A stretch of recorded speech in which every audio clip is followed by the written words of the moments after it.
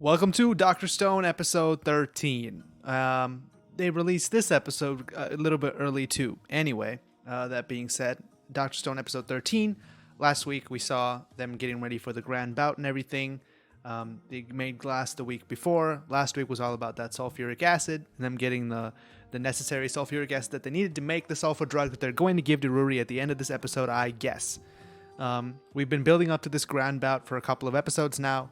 I don't really know what the final conclusion is going to be, but Ginro are going to fight and try to beat Magma at the very end and try to get Ruri so they can give her the medicine that she needs, and maybe also they can get some more clout in the village, because it seems like they really need it. They're not even allowed inside village borders at this point, so it'd be really nice if they could get some of that.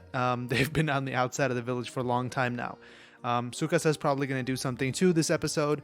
He's been on the move. Chances are he will have known by now something about Senku. I suspect also that if Magma loses, he's going to go straight to that Tsukasa camp and tell him that Senku's alive. So they're going to need all the villagers that they can get at that point. That being said, without further ado, let's get started.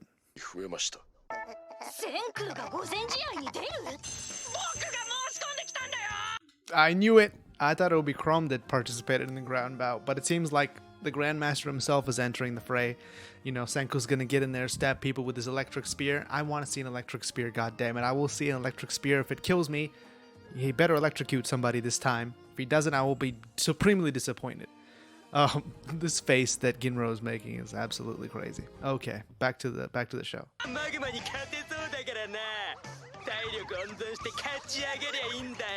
So something that doesn't get mentioned about the show is how actually silly it is. Like, most of the time, in every episode, there's like 45 seconds or every 3 minutes, there's some kind of like giant recurring gag or like some comedy scene or something. I feel like people don't talk about that a lot. This show is more funny to me than it is a battle shonen in any way.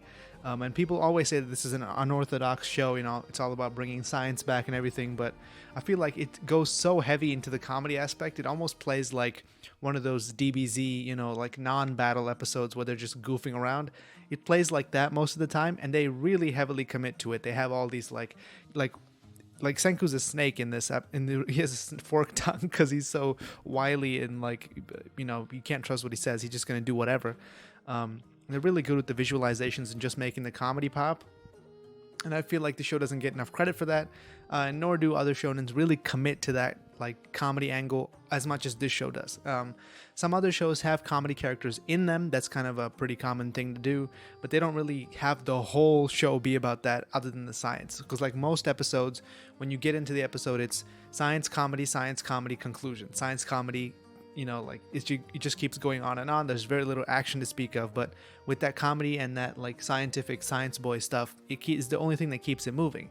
If it was just science boy stuff, it would be way too serious, and if you had to take it seriously the whole time, you'd probably get bored. But by throwing in this comedy, I feel like they really keep the pace moving and keep you know, interested at the same time. They have a very, very kind of silly, dry sense of humor. Maybe not dry, maybe it's super wet. Like, the sense of humor is just extremely kind of comical and over the top, and that's what makes it good. And I do enjoy it, but they really commit hard to the comedy in this show.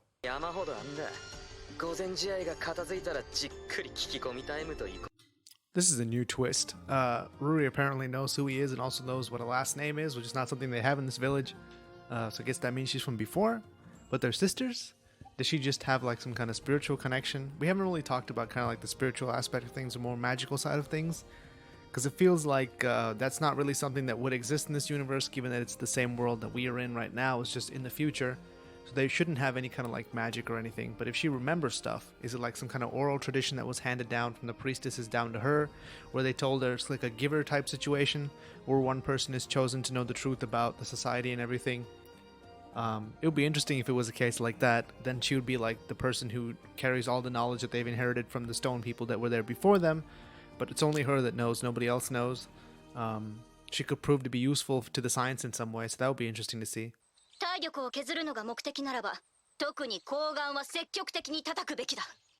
This is crazy. They have like 5 people. They're all just gonna enter, go up against Magma and kick him in the nuts and then move on. And when he gets to the final, he'll be totally out of it, too exhausted to do anything but just crawl on the ground. This is an ingenious strategy and something that only the show could come up with. Okay, show.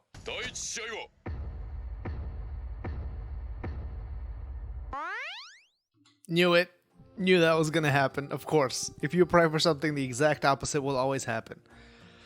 I guess this means Chrome is gonna marry Ruri. I've been calling it since 5 episodes ago. Check the tapes. You know it's for real. Okay, let's go.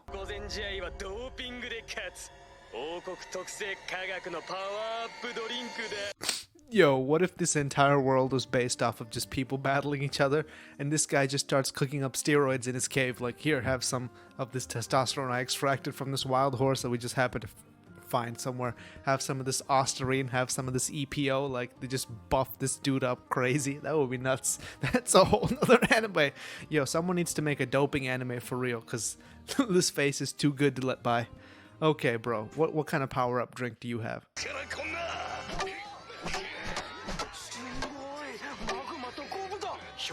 Okay, just a short little complaint that I have. This is kind of a thing that pretty much every show that almost exclusively has dialogue has trouble with action scenes. Like, they don't show the action. They don't really have a well choreographed fight scene.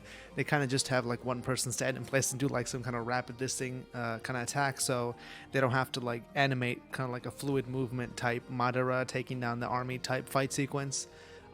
Which is fine. That's fine. I get it. This show is not about fighting. They really just had to have this because of the social way that these people pick their leader. I'm fine with that. What I do have a problem with is they're hitting each other with these sticks wrapped with cloths, right? And the sound effect that we hear is like two really hollow sticks hitting each other. But if you've heard like two sticks, or if you've hit like a bat against a bat or anything like that, you know that the sound is not so kind of sonorous. It's more like a flat thud when you hit two wood pieces against each other. Not to mention that they've wrapped it in cloth, so it'll be even more muffled than that. That's a miss on the sound effects for me. I know exactly what type of wood they're using. It sounds like, have you ever seen taiko drums? You know how they have those like giant drumsticks? It sounds like they're banging two of those against each other, or maybe even thicker pieces of wood, because if you have that kind of like hollow cavity type sound, you're definitely going too thick on the sticks there. This is the kind of nitpicking you come to this channel for. This is the kind of like hair splitting that we do over here.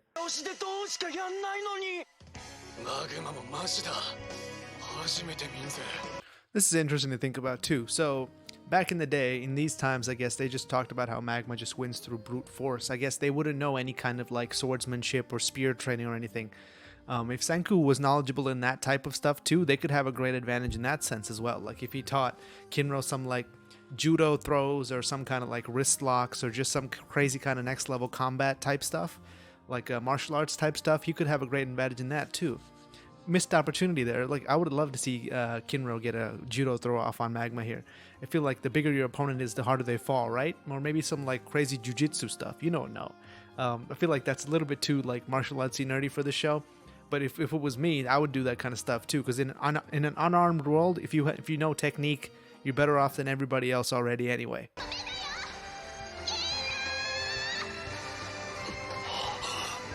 This is more dramatic than I ever could have possibly imagined. I knew that there was going to be some kind of like, boya boya sickness related stuff going on in this episode, but this is way more dramatic than anything I could have cooked up, Show, you've gotten the tension up for sure. Let's see how he beats him now, because we know for sure he's going to beat him now.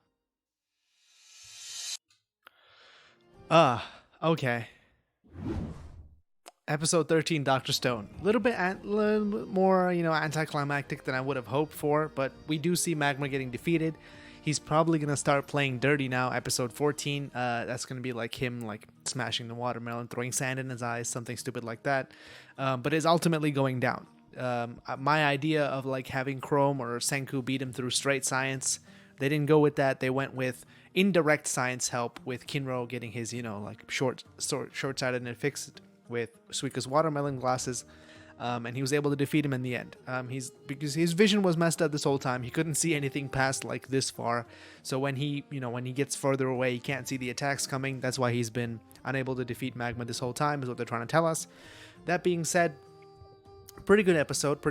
We've backed off on the science for the past couple of weeks now, and I kind of that choice I feel was to set up this climax, and I would have preferred if the climax was a little bit more tense, a little bit more tension. What if Suika was actually drowning? What if he had thrown her in the lake or in the river or whatever he said he was going to do? She actually needed rescuing. That would have been a little bit more climactic. Kohaku's still looking for her. This is those classic, like, you call someone, they call you. You both get a busy line. This is kind of like that. She went looking for Suika. Suika's back now. Now Kohaku's going to be like, I can't find her anywhere, and get super worried and stuff. Hopefully she comes back by the time her match is set. But now who cares, because Mantle is apparently some weako loser who they could just defeat just by stepping on his face. No one else really participated except the 4 or 5 of them and Magma and his henchmen. Aren't there any other people who want to be village chief? I feel like that's a pretty attractive position. You don't really have to do much. You just sit there and get people to get food for you. Would have liked to see some just like random people thrown in there. That's usually what they do with these tournament arcs in the shonen anime. We also get to meet some interesting characters that way. If you remember Boku no Hero Academia, there's all these people from other schools who show up, and they end up becoming like a recurring character cast that we see in future adventures and everything, so there's that.